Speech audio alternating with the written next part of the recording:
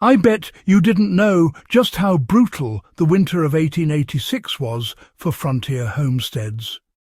Before we dive in, make sure to like, share and subscribe. And don't forget to hit that notification bell so you never miss a story like this. The winter of 1886 tested every frontier homestead, and one Norwegian man chose to fight it differently. Dakota Territory, 1886. While most homesteaders scrambled to finish their log cabins before the first snow, Jacob Olsen took a different approach. He built a second wall around his cabin, a full 12 inches from the logs, filled with hay and moss. Neighbours called it wasteful, foolish, even absurd. They relied on tight chinking and a roaring fire to keep warm. Yet when the blizzards hit, their cabins froze. Fires burned through cord after cord of wood, and families shivered through nights that dipped far below zero. Olsen's cabin, the one they mocked, stayed warm, consistently 20 degrees warmer inside than any neighbouring home. The lesson he demonstrated was simple but crucial. Understanding how wind, dead air, and heat loss interact can mean the difference between survival and disaster in extreme conditions. He used lessons learned from ice houses and coastal winters to rethink cabin insulation. Olsen had grown up in Norway along rugged coasts where winter winds cut through valleys like knives. He had seen fish drying sheds built with double planking and worked summers at the Bergen ice house, where sawdust packed between walls preserved ice well into the summer. He understood that a single barrier rarely stopped what the weather wanted to take. When he arrived in Dakota, he applied these principles to his new homestead. He didn't just want a cabin, he wanted a fortress against wind and cold. This wasn't about extravagance. It was applied physics, an understanding that moving air steals heat, while still air holds it. Instead of moving on to fencing or farming after raising his logs, Olsen constructed a rectangular frame of cedar pickets, spaced carefully, and filled the 12-inch cavity with dried hay and moss. He left vent slots at the eaves and a drip gap at the base to prevent moisture accumulation. The outer plank wall absorbed the mechanical energy of blizzards, while the inner wall sat in calm, dead air. By controlling how air moved or didn't through his walls, he created a system that preserved interior heat far more efficiently than a single log wall ever could. When the first storm hit, neighbours saw the difference immediately. Frost coated their interiors, water froze solid, and stoves burned ceaselessly to keep barely above freezing. Inside Olsen's cabin, the temperature stayed stable, water remained liquid, and his fire lasted all night with less fuel than his neighbours had burned in hours. Olsen didn't rely on anecdotes or luck. He kept a ledger of paired temperature readings at the outer plank wall and the inner log surface. The results spoke for themselves. 21 degrees difference on some mornings, and fuel consumption reduced by 35 to 45%.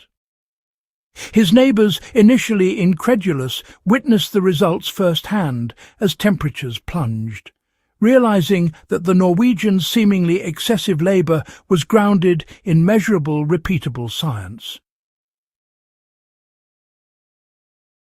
So, smoke tests and feather trials confirmed that the outer wall deflected wind, and, well, the inner wall remained insulated in motionless air. Even when multiple families sought refuge during a blizzard, The system maintained livable conditions for 11 people, without the desperate wood-burning that single-wall cabins demanded. What Olsen had done in 1886 is exactly the same principle we see in modern building science. Trapped, motionless air provides resistance to heat transfer, while moving air, destroys it. Fibrous materials like straw, hay, moss or sawdust enhance this effect by creating countless tiny pockets where air just can't circulate. Olsen adapted methods from ice houses and teepee liners, using accessible materials to create a thermal buffer that saved fuel, preserved warmth, and protected life. His work also proved that ventilation was essential. The cavity had to remain dry, and airflow at the eaves prevented condensation that could compromise insulation. Every design element, gap width, fill density, venting, outer skin construction, served a functional purpose. So, the lessons from Olsen's cabin didn't just stay theoretical. Neighbours started retrofitting their own homes, using whatever they could find: crude boards, hay, blankets and canvas. They learned, bit by bit, to create these temporary double-wall systems. These improvisations actually improved pre-dawn temperatures by somewhere between 10 to 18 degrees, which really goes to show that the principle works, even with hasty materials. The Norwegian's original design, well, it provided optimal performance, sure.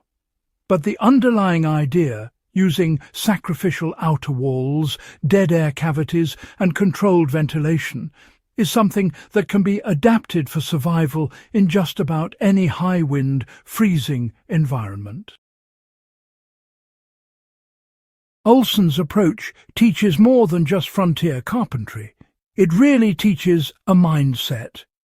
It's about observing, experimenting, documenting, and truly understanding the physics at play.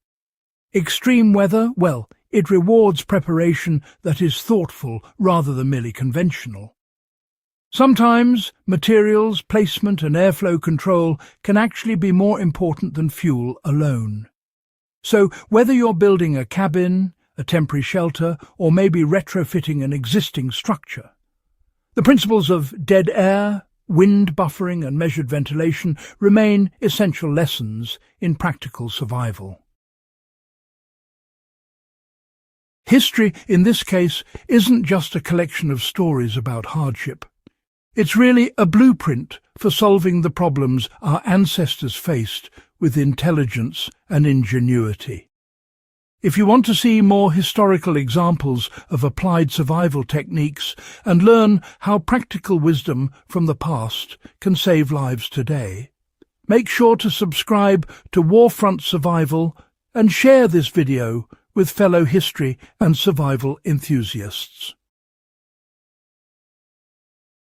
These aren't just stories, they're lessons you can actually apply when the weather tests what you've built and what you know.